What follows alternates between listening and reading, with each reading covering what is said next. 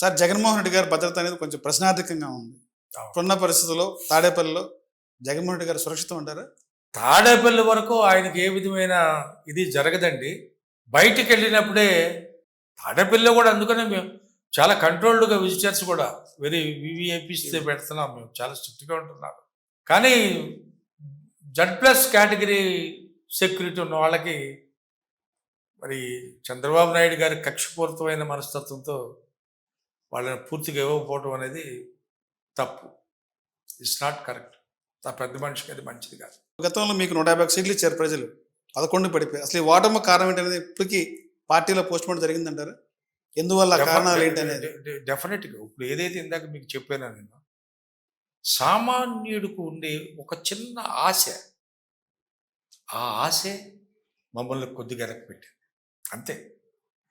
ఆ ఆశ, అరే మనం ఆశపడటం ఇంత లాస్ అయ్యామే, ఈ ఆశపడటం వల్ల మనకి జరగకపోగా, ఆశపడింది జరగకపోగా ఇంత నష్టపోయామే అనేది డెఫినెట్గా people will come to know. డెఫినెట్గా వస్తుంది. సార్ లోకేష్ గారు ఒక ఫైనల్గా లాస్ట్ క్వశ్చన్ అండి.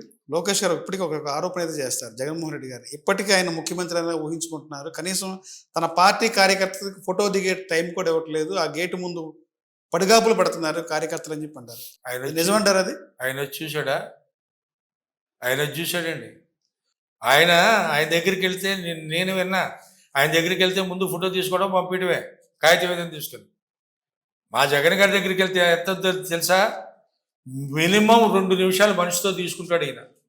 నీ ఊరు, నీ పేరు, ఎక్కడి నుంచి వచ్చావు, ఏంటి విషయం, మంచి ఏంటి, చెడు ఏంటి, ఆయనకు కావాల్సిన విధంగా ఫోటో ఇచ్చి పంపిస్తాడు. ఆయనకి ఏం తెలుసు? ఏం ఆఫీస్కి వచ్చి చూశాడా? ఏ పిచ్చి మాటలు అని బాబు అయ్యేందుకు నీకు నువ్వు చేయాల్సింది చేయరా నాయన. నువ్వు చెప్పింది జనాన్ని చూడటం లేదు, లేకుంటే జనం మధ్యకి వెళ్తున్నాడు, కనీసం కార్యకర్తకు కూడా టైం ఇవ్వట్లేదు, ఫోటో అవకాశం కూడా కల్పించట్లేదు. నేను ఎక్కడికి వెళ్ళినా ముందు కార్యకర్తకే నా ప్రాధాన్యత, కార్యకర్తే మా ముఖ్యం పార్టీకి అని ఆయన చెప్తారు. అవును, నువ్వు ఆ బాబు కొడుకువే కదా. ఆయన ఏ విధంగా చేస్తాడు, నువ్వు కూడా అదే లైన్లో వస్తున్నావు. నువ్వు మేము చేయకుండా ఏం లేవు. కార్యకర్తలు అంటే ప్రాణం ఇచ్చే కార్యకర్తలు ఉన్నారు మా పార్టీకి. మీరు వేరు అవకాశాల కోసం, అవసరాల కోసం వచ్చే ఇది కాదు ఇక్కడ. మీ పార్టీ కార్యకర్తలు ఎవరో ఏం చేస్తున్నారో అది ఇంకొక ఎపిసోడ్ తర్వాత ఇంకో టైం ఉన్నప్పుడు మాట్లాడదాం. ఈ మొత్తం కూడా గుట్టలు ఉన్నాయి తీసి, ఎవడెవడో ఏం చేస్తున్నాడో, మరి దానికి బినామీ ఎవడో, ఈ కథలన్నీ కూడా వస్తాయి ముందు రాబోయే రోజుల్లో చూద్దాం. సార్ జగన్మోహన్ రెడ్డి గారు త్వరలో అరెస్ట్ కాబోతున్నారు, పార్టీ దుకాణం బంద్ అవుతుందని చెప్పినారు. నిజంగా ఆ పరిస్థితి ఉంటుందంటారా? వాళ్ళ ఇష్టం చేస్తే చేసుకోనండి, ఏమైంది అరెస్ట్ చేస్తే? ఆయన ఎప్పుడూ చెప్పాడుగా, నేను ఎక్కడే ఉన్నా ఎప్పుడైనా వచ్చి అరెస్ట్ చేసుకోమన్నాడుగా. ఏమైంది? ఏంటి సార్ అరెస్ట్ అయితే ఆయన ప్రాణం తీస్తారా ఏంటి? చట్టాలు లేవా? భారతదేశంలో చట్టాలు లేవా? ప్రజాస్వామ్య వ్యవస్థ లేదా? Will fight we are, warriors ఆల్. సార్ సింగిల్ చెప్పాలంటే వైఎస్ఆర్ గారు ఏం చెప్తారు? ప్రజల పక్షాన, ప్రజల కోసం కొన్ని త్యాగాలు చేసుకోవడానికి కూడా సిద్ధంగా ఉంది మా వైఎస్ఆర్ కాంగ్రెస్ పార్టీ. ప్రజల కోసం. ఓకే, రాజకీయ లబ్ధి, మిగతా లబ్ధి అవి ఉండొచ్చు. అవి లేకుండా వాడు రాజకీయ అందరూ పత్తింతంటే పర్లేదు, అది పక్కన పెట్టండి. బట్ మేము పేదవాళ్ళకి, ప్రజలకి ఇచ్చే విలువ, మా ప్రభుత్వ నడిచే విధానంలో మీరు నడిచిన విధానం, ఇవన్నీ కూడా పేదవాళ్ళ కోసం. We are for people. చంద్రబాబు గారు ఏం చెప్తారు? ఆయన ఒక మోసగారు సార్. ఆయన గద్దెక్కాలి. గద్దెక్కిన తర్వాత అంత 70 mm చూపిస్తాడు సినిమా నుంచి బయట రాగా నేనేది బుర్రకాడి, అంతే కదా. ఓహో, ఇప్పుడు బాహుబలి చూపించాడు, ఆ యుద్ధాలు, కథలు, గీతలు అవన్నీ కూడా టెక్నికల్ వర్క్సే, అంతే కదా. తీరా చూస్తే ఏముంటుందండి బయటకు వస్తే? అది ఆ విధంగా మాయ చేసి కొన్ని 100 కోట్లు 1000 కోట్లు అతను సంపాదించాడు.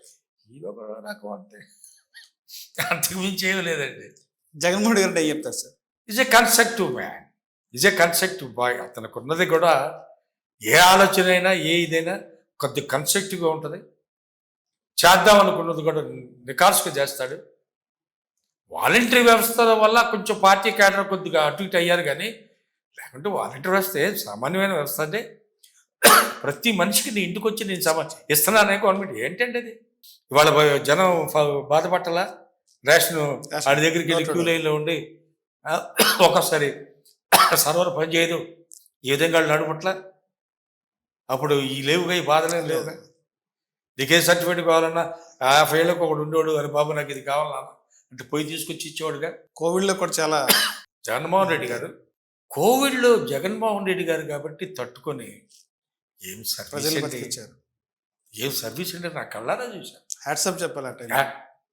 ప్రపంచం. అంత ఇది మన దేశంలో ఎవరు చేశారండి? No. దేశంలో లేదు, ప్రపంచంలో కూడా అంత ఇదిగా ఆదుకున్నాడు ఎవరు?